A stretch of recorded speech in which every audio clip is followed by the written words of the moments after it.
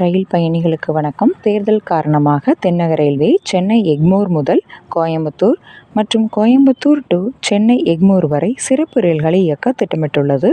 இதன்படி வண்டி எண் 060003 சென்னை எக்மோரிலிருந்து ஏப்ரல் 18 மற்றும் ஏப்ரல் 20 அதாவது வியாழன் சனி ஆகிய 2 நாட்கள் மட்டும் மாலை 4:25 மணிக்கு புறப்பட்டு தாம்பரம், செங்கல்பட்டு, மேல்மருவத்தூர், திண்டிவனம், விழுப்புரம், கடலூர், சிதம்பரம், சீர்காழி, வைத்தீஸ்வரன் கோயில், மயிலாடுதுறை, கும்பகோணம், பாபநாசம், தஞ்சாவூர், திருச்சி, மணப்பாறை, திண்டுக்கல், ஒட்டன்சத்திரம், பழனி, உடுமலைப்பேட்டை, பொள்ளாச்சி, கிணத்துக்கடவு, போத்தனூர் வழியாக கோயம்புத்தூரை அடுத்த நாள் காலை 8:20 மணிக்கு அடையும்.